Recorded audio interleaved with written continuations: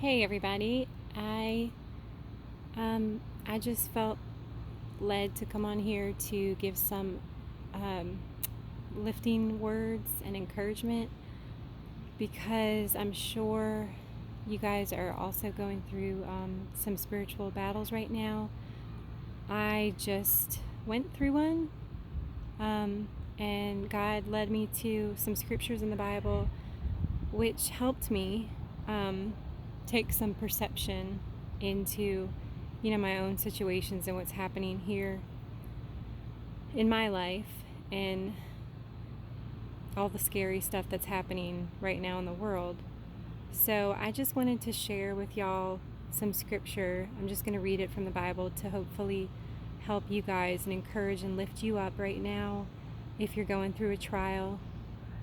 The first part that I want to read is from John, and it's chapter 16, and I'm going to read a bit from it. So it starts, it's chapter 16, and it's verse 16. It says, Jesus went on to say, "In a little while you will see me no more, and then after a little while you will see me."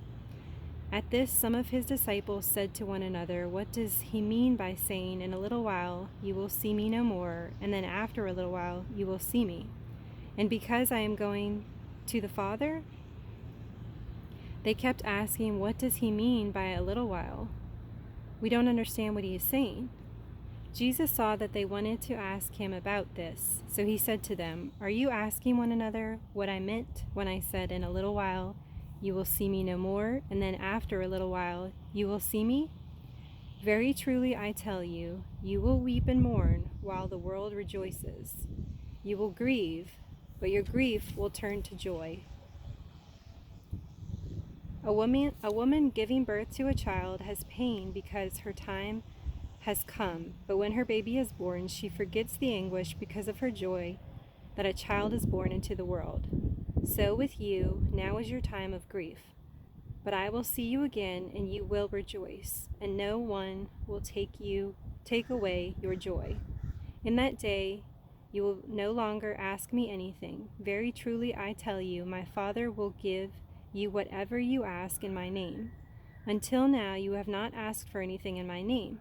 Ask and you will receive, and your joy will be complete.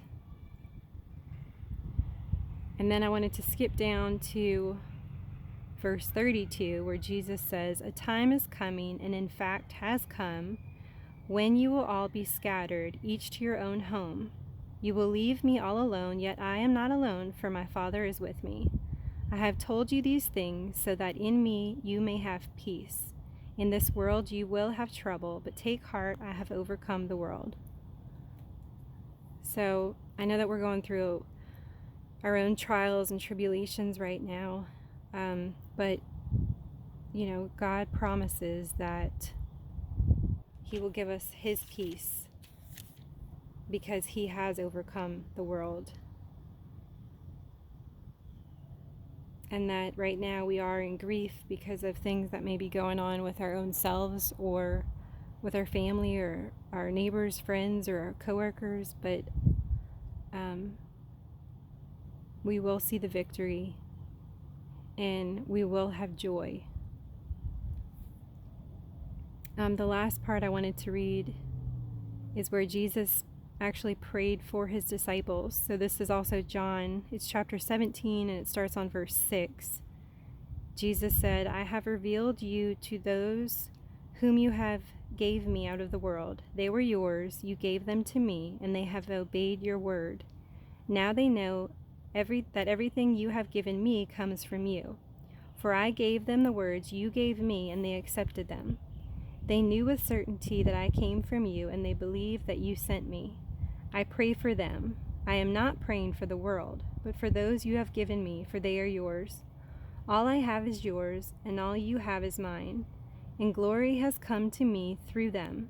I will remain in the world no longer, but they are still in the world, and I am coming to you. Holy Father, protect them by the power of your name, the name you gave me, so that they may be as one as we are one. While I was with them, I protected them and kept them safe by that name you gave me. None has been lost except the one doomed to destruction, so that Scripture would be fulfilled. I am coming to you now, but I say these things while I am still in the world, so that they may have the full measure of my joy within them. I have given them your word, and the world has hated them, for they are not of the world any more than I am of the world. My prayer is not that you take them out of the world, but that you protect them from the evil one.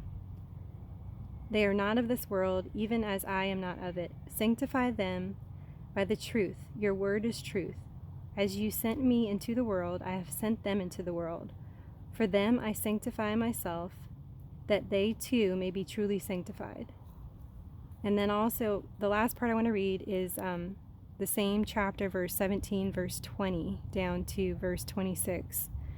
This is Jesus still speaking. He says, my prayer is not for them alone. I pray also for those who will believe in me through their message, that all of them may be one, Father, just as you are in me and I am in you. May they also be in us, so that the world may believe that you have sent me. I have given them the glory that you gave me, that they may be one as we are one, I and them and you and me, so that they may be brought to complete unity. Then the world will know that you sent me and have loved them even as you have loved me. Father, I want those you have given me to be with me where I am and to see my glory, the glory you have given me, because you loved me before the creation of the world.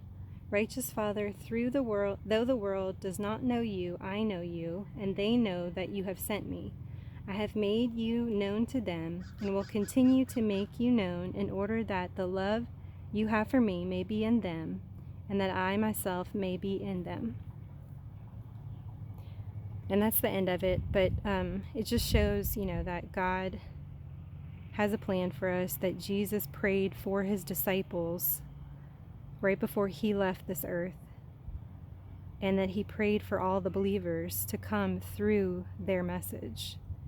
And yes, I know that this speaks of the original apostles, but we are all called to be disciples.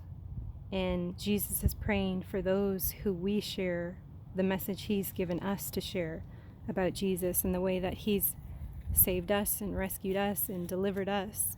So just be encouraged that God has a plan, even in the trial, and we know that he works all good things out for his glory, even if they start out bad.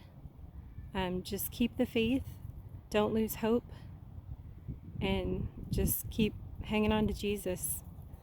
I love you guys. Have a blessed day.